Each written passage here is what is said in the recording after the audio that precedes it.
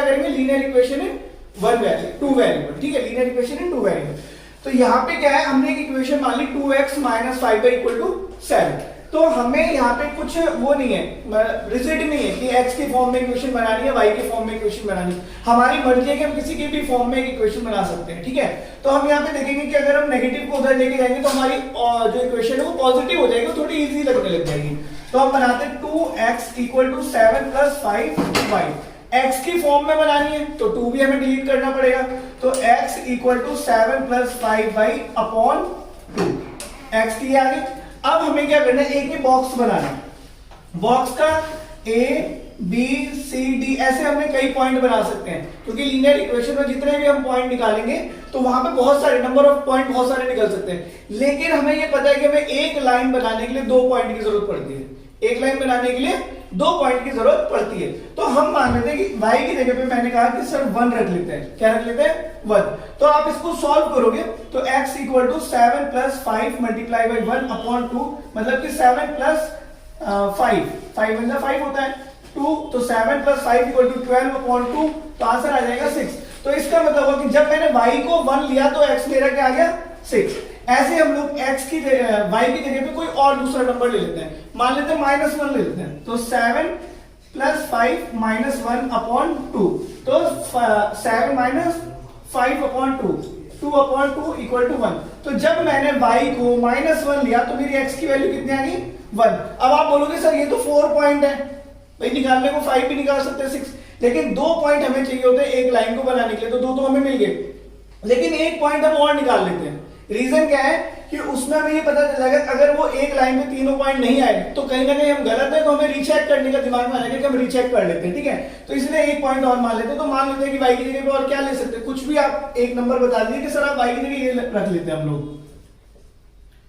बताइए क्या रखना है, 3। आप कह रहे हो 3 रखने पे 5 से 15, 15 प्लस 7 कितना होगा, 22। चलिए 3 रख लेते हैं, तो हमारा आंसर कितना आएगा, 7 प्लस 15 अपॉन 2 मतलब कि 22 अपॉन 2 मतलब कि 11। तो यहाँ पे आपने बोला y 3 है और x हमारा 11 है। अब एक चीज यहाँ पे क्या बता रहा हूं मैं, जब भी आपको लगे कि ये x की वैल्यू बहुत बड़ी है, y की वैल्यू बहुत बड़ी आ रही है, बड़ी नहीं करना है। रीजन क्यों नहीं करना है, क्योंकि ग्राफ तो हमें 0 से स्टार्ट करना होता है, ग्राफ का जो सेंटर होता है वो 0,0 होता है। अब जब हम 11, 12 या 23, 24 की वैल्यू निकालेंगे तो बाहर निकलने लग जाएगा पेपर के, फिर आपको वहां दिमाग लगाना पड़ेगा। तो हमेशा कोशिश ये रखना कि हमारी छोटी से छोटी वैल्यू, मतलब कि छोटी का मतलब नियरेस्ट टू 0 आनी चाहिए, ठीक है। कोई और बता दो एक छोटा सा पॉइंट, आप कह रहे हो 2, 5 2 10, तो हम -2 रख लेते हैं, -2 रखिए, ठीक है।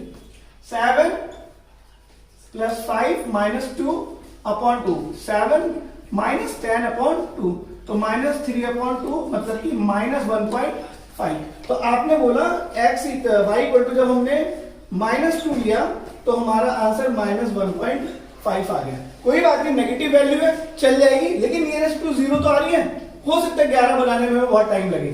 अब हमें प्लॉट करना है लीनियर इक्वेशन के ग्राफ के ऊपर।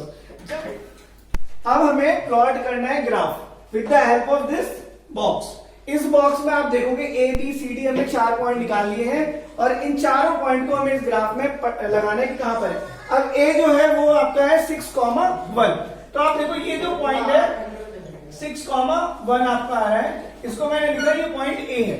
देखो ये 1 से लेके यहां तक और 6 आपका यहां से, फिर है 1 -1। आप देखोगे ये आपका 1 है और ये आपका -1 है, तो ये पॉइंट कुछ इधर पे मिल रहा है, ये आपका है 1, -1, इसको मैंने लिखा बी पॉइंट, ठीक है।